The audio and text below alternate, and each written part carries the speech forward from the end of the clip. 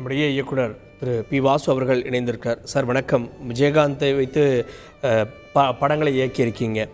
அவர் இல்லை அப்படின்ற செய்தி எப்படி உங்களுக்கு அதிர்ச்சியாக இருக்கிறது? அவரோடான அந்த திரை உலக நட்பு அனுபவங்களை பகிர்ந்துக்கங்க சார். சார், அவர் இல்லை என்பது இன்னைக்கு நினைச்சு பார்க்க முடியாது, எப்பவுமே நினைச்சு பார்க்க முடியாது. அவர் மறைந்தார் என்று கேட்ட உடனே மிக அதிர்ச்சியா இருந்தது. அவர் குடும்பம், அவருடைய ரசிகர்கள், தமிழ் திரை உலகம், தமிழ் மக்கள் எல்லாருக்கும் ஒரு மிகப்பெரிய பேரிழப்பு தான். அவரை போல ஒரு நல்ல மனிதர், அவரை போல ஒரு நல்ல, அதாவது ஒரு கேப்டனுக்கு அந்த வார்த்தைக்கு ஏற்ற மாதிரி அவர் நடந்தக்கூடிய அந்த தலைமை, நடிகர் சங்கத்தை அவர் எடுத்து அவர் கொண்டு சென்ற விதம், இதெல்லாமே ஒரு தனி. என்னை பொறுத்த வரைக்கும் அவர் மேக்கப் போடலனாலும் ஹீரோ தான். அவர் அப்படிதான் இருப்பார். அவர் அதிகமா நான் பேண்ட்ல பார்த்ததை விட வேஷ்டியில தான் பார்த்திருப்பேன். அந்த வேஷ்டி என்னன்னா சினிமாவுக்கு அப்பாற்பட்டு அவர் செஞ்ச தொண்டு, வேலைகள், சமூக அக்கறை அவருக்கு இருக்கிறது.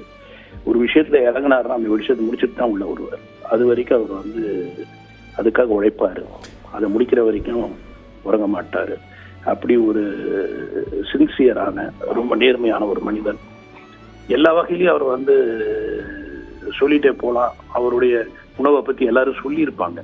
அவர் எப்படி எல்லாருக்கும் சாப்பாடு போடுவாரு, அவருடைய கம்பெனி அவர் எப்படி பார்த்துப்பாரு, அவர் சக நடிகர்களை எப்படி பார்த்துப்பாரு, அவங்களுடைய பண விஷயமாகட்டும் எதுவாகட்டும் எல்லாத்தையும் கேட்பாரு. யாருக்காவது ஏதாவது செட்டில்மெண்ட் ஆகலையா அப்படின்ற மாதிரி எல்லாத்துலயும் அவர் அக்கறை வைப்பார். அவர் படத்துல நடிக்கிற அத்தனை பேரையும் அவர் பாதுகாத்துப்பாரு. அப்படிப்பட்ட ஒரு நல்ல குணம் படைத்தவர். அவருடைய சிறந்த குணம் நான் பார்த்ததுல என்னன்னா, நான் அவரோட படம் டைரக்ட் பண்ணும்போது கூட சீஃப் டெக்னீஷியன்ஸ் அப்படின்னு சொல்லக்கூடிய உங்களோட உட்கார்ந்து சாப்பிட்றத விட அவர் சாதாரண டெக்னீஷியனோட உட்கார்ந்தா சாப்பிடுவார்.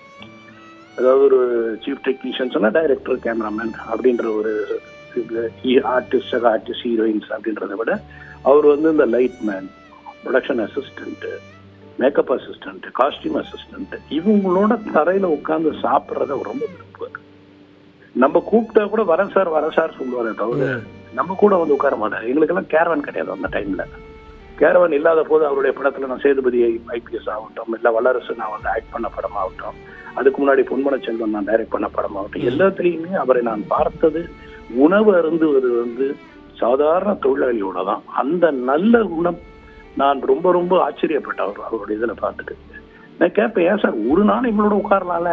ஏன்னா நாங்க போனா அவங்க தயக்கப்படுவாங்க. நாங்க போய் அந்த இடத்துல உட்கார்ந்தா அங்க இருக்கிற தொழிலாளர்கள் எல்லாருமே கொஞ்சம் ஒரு மாதிரி இருப்பாங்க. ஆனா இவர் போய் உட்கார்ந்தா எல்லாம் சந்தோஷமா சாப்பிடுவாங்க. அதனால எங்களால அங்க போக முடியாதுன்னு சொல்லி இவரை கூப்பிட்டா கூட வர சார் சொல்லிட்டு வரமாட்டாரு. தவிர அங்கதான் சாப்பிடுவாரு. அங்கதான் அவருக்கு சிரிப்பு, அங்கதான் அவருக்கு சந்தோஷம், அங்கதான் ஒரு மனசு இருக்கும். எல்லாரும் ஒரே மாதிரி இருக்கணும், எல்லாரும் ஒரே மாதிரி சாப்பிடணும். எல்லாரும் அவரை ஒரு ஹீரோவா யாருமே பார்த்ததில்லை. சாதாரண தொழிலாளி கூட அவரை ஹீரோவை பார்த்ததில்லை. அவர் ஒரு நண்பனா தான் பார்த்திருக்காங்க. யாரையுமே அவர் மிகப்படுத்தவே மாட்டாரு. அவர் தன்னை ஹீரோவை காட்டிக்கவே மாட்டாரு. அப்படியே அதுல ஒரு சிரிப்பு இருக்கும், அவர் முகத்துல ஒரு சிரிப்பு இருக்கும். அவருடைய நடிப்புல பாருங்க, நீங்க நடிப்புல பாத்தீங்கன்னா கூட ஒரு கோபமான சீன்ல கூட ஒரு சின்ன சிரிப்பு இருக்கும் ஒரு முகத்துல. அதாவது மிகப்படுத்தவே மாட்டார் எதையுமே தன் நடிப்புல. எல்லாத்தையுமே சாதாரணமா கேஷுவலா ரொம்ப, அதாவது ஒரு சிரிச்சுக்கிட்டே தான் வில்லனோட பேசுவார். சோ அது மாதிரி அந்த அவருடைய கண்ணு தான், அவருடைய முகத்துல இருக்கிறதுலே அழகு அவருடைய கண்ணு தான். நான் நடிகனா அவர் கண்ணை பார்த்தேன். நான் டைரக்டரா அவர் கண்ணை பார்க்கறத விட நடிகனா அவருடைய கண்ணை பார்த்தேன். அந்த கண்ணை பார்க்கும்போது அந்த கண்ணுக்குள்ள ஒரு அழகான அதாவது ஒரு ஈர்ப்பு சக்தி. நம்ம சிவாஜி சாரை சொல்லுவோம், அவர் பார்த்தாருன்னா நம்ம அப்படியே பார்ப்போம். அது மாதிரி அவருடைய கண்ணு ஒரு அழகான கண். நான் ஒரு டைரக்டரா, ஒரு நடிகனா நான் பார்க்கும் பொழுது அந்த ஃபேஸ்ல அந்த கண்ணு அவ்வளவு ஒரு அழகா இருக்கும் அவருக்கு. ஸோ எல்லாமே அவருடைய அந்த யதார்த்த குணம், ஒரு நல்ல மனிதர். அவர் இன்னைக்கு உயிரோட இருந்தாருன்னா, நல்ல உடல்நிலையோட இருந்தாருன்னா, சினிமால இன்னும் நடிச்சுட்டு இருந்தாருன்னா அவருடைய இடம் வேற. ஒரு குணமா இருந்தாருன்னா அந்த அரசியல்ல அவருடைய இடம் வேற. இது ரெண்டுத்தையுமே அவருடைய இடங்கள் நிச்சயமா இழந்துட்டோம் நம்ம. நன்றி சார். அவருடைய உடல்நிலையால நம்ம எழுந்துட்டோம். அவருடனான நினைவுகள் என்ன அப்படின்றத பகிர்ந்து கொண்டீங்க. நல்ல மனிதர். இந்த திரை உலகத்துல இருந்து சமூகத்திற்கு கிடைத்த ஒரு பெரும் பொக்கிஷம்னு பகிர்ந்து கொண்டீங்க. இணைந்ததற்கு நன்றி சார். செய்திகளை உடனுக்குடன் தெரிந்து கொள்ள உடனே சப்ஸ்கிரைப் பண்ணுங்க.